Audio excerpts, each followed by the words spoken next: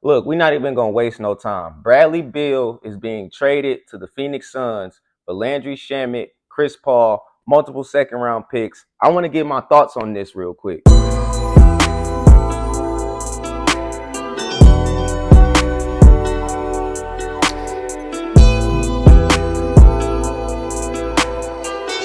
As you already know, it's your boy Yeez back live and direct. Don't forget to drop a like, subscribe, hit the notification bell on the video so you can see everything that's going on with the channel.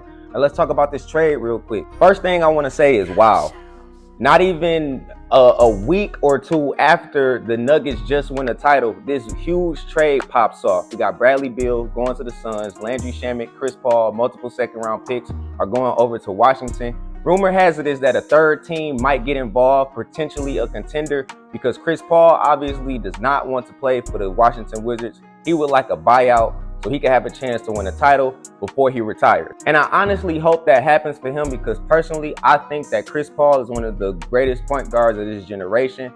The only thing that's stopping him from being a great point guard of all time, well, he already is. He's in the conversation.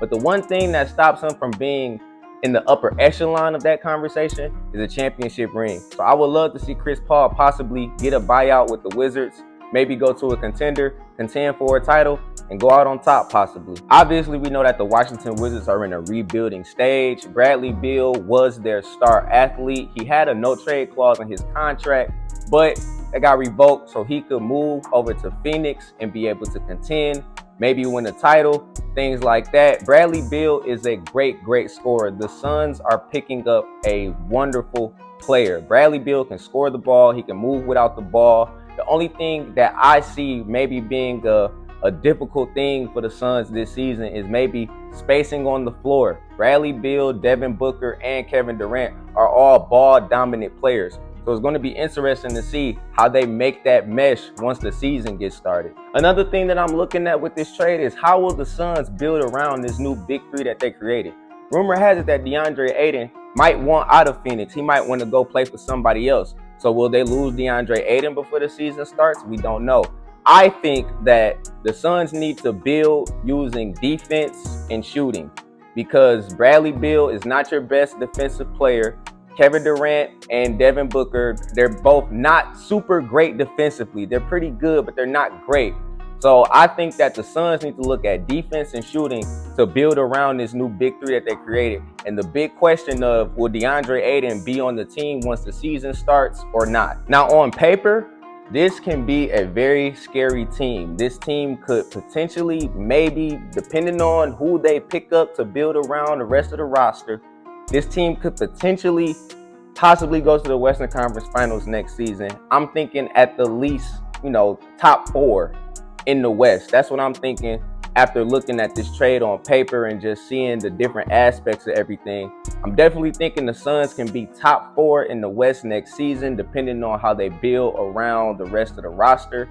I also think that the Suns are a championship contender now. They were last year, I feel like, but injuries and things like that kind of slowed that down for them. But now I definitely feel like the Suns can be championship contenders after bringing in Bradley Beal. Bradley Beal can give you 25 a night, any night. He can create his own shot. He knows how to move without the ball. He's pretty good in catch and shoot situations. Even though John Wall hasn't been on the Wizards for some years, when he was with the Wizards, Bradley Beal's three-point percentage was great, and that's because of catch and shoot opportunities. And I think that Bradley Beal will definitely get a lot of catch and shoot opportunities with Kevin Durant and Devin Booker by his side, due to the fact that Kevin Durant and Devin Booker are both players that need double teams when they get hot. So once they get hot, that's going to give Bradley Beal a lot more opportunities, and vice versa. Once Bradley Beal gets hot and they start paying more attention to him, that's going to open it up for Kevin Durant and Devin Booker to do their thing. So once that starts meshing and coming together, it can be pretty scary if it all works out, especially depending on how the rest of the roster is built. This can be a team that could potentially maybe win 55 to 60 games next year. We're going to have to see about it, but that's just what I'm thinking. One thing that will have to be addressed for the Suns is the point guard situation, because Cameron Payne is not a starting point guard, barely even in the rotation as it is these days. He can't start for the Suns. They'll have to go out and maybe find another option, bring in a guy, maybe trade for somebody, or anything like that. But Cameron Payne is definitely not going to be the answer at point guard for the Suns next season. I just want to touch on this really quickly before I get out of here. I'm noticing a pattern with Mr. Kevin Durant.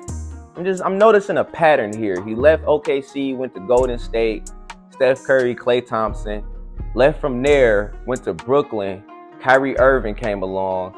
Left there, went to the Suns. He has Devin Booker by his side. Now he has Bradley Beal with him. Seems like a pattern, doesn't it?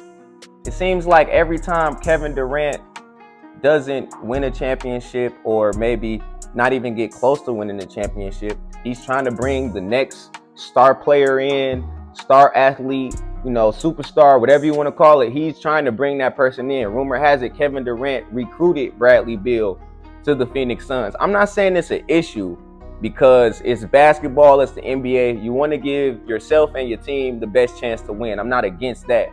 All I'm saying here is that I'm noticing a pattern with Kevin Durant when it comes to, all-star teammates and things like that. He's always able to somehow, some way bring somebody in every season where he doesn't succeed at something. I'm just noticing a pattern with that, and I just wanted to speak on that real quick. All in all, I will say, I do like the trade. I do like the fact that the Suns were aggressive, got somebody that they needed, got rid of Chris Paul. It was about time for him to leave Phoenix in the first place. I'm interested to see if he'll be in a Wizards uniform next year. I honestly don't think that he will be.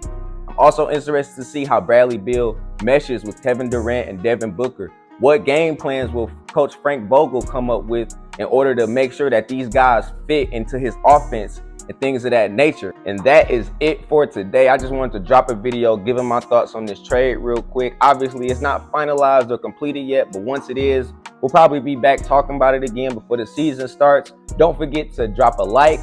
Comment down below how you feel about the Bradley Beal trade. Do you think that he will fit? Do you think that the Suns will succeed? Drop a subscribe. Share it out to your peoples and put it everywhere. Let the people know what's going on. I'm out of here. Until next time, appreciate y'all watching.